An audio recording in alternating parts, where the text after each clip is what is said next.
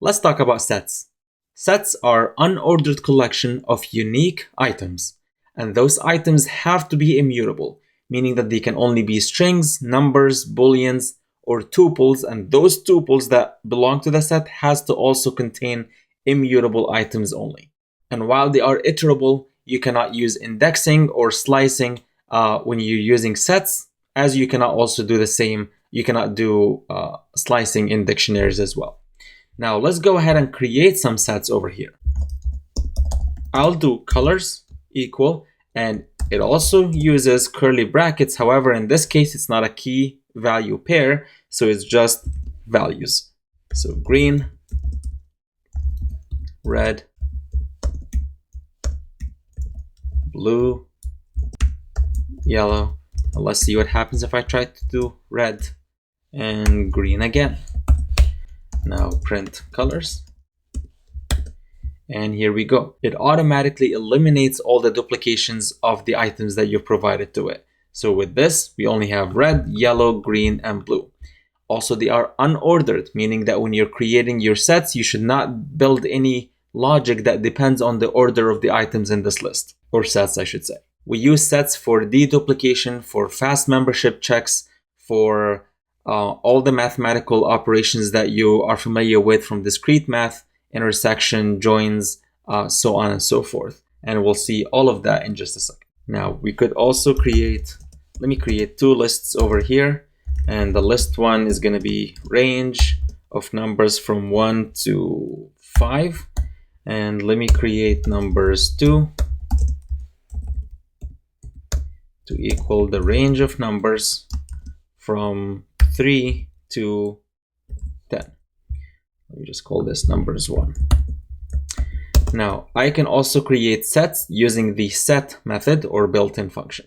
So here's my numbers set equal set numbers 1 and numbers 2. Let's see what we get. Actually, let me first combine those numbers, because set only takes one item or one iterable. So my combined numbers will be numbers 1 plus numbers 2. This is how we combine the two lists together. And let's print this combined list.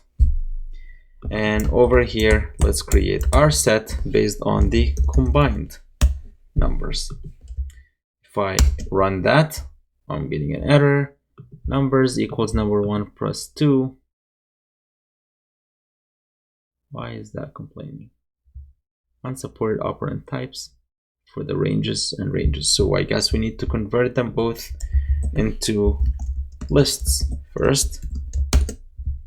Here we go. So now my combined number was 1, 2, 3, 4, and then 3, 4, 5, 6, 7, 8, 9. So you see that the 3 and 4s obviously are duplicated. However, when we converted those into a set, it automatically dedubs all of those duplications or removes all of those duplications, and we only get a clean list of the numbers without any duplications. So only the unique values from those numbers. You could also check for the length of items. So if I do my number set, we could use the length method here, and that should return 9 because we have 1 through 9.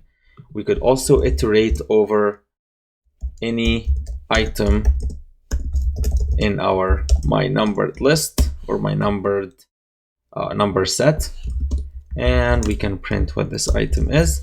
So they are iterable, as we've mentioned. However, we cannot use slicing or indexing on them. Now, to check for the membership of our list here, let me go back to our colors set. So let me do that over here.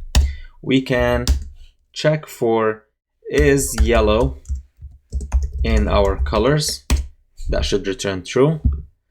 We could also do is purple in our colors, and that would return false. Now, we've mentioned that sets can only contain immutable items. However, sets are mutable themselves, meaning that they can actually change, and when you append or add values to them, you are retaining the same ID or the same location in memory as the original value for your set, which means you cannot store sets inside your set. You cannot have a set within a set unless you use something called frozen set. So similar to how we've created this set over here, we could do something like this, frozen set, which basically what that will do is that it will ensure that your list that you're generating is frozen or immutable, meaning that you can actually inject it or insert it into another set. Something that you may not run into all that often, but I just wanted to tell you about that as well. In the next video, this may seem a little bit like a discrete math class where we're going to talk about the mathematical set operations like union, intersection, difference, symmetrical difference. We can check for disjoint and all of that sort of thing, but we'll do that in the next video.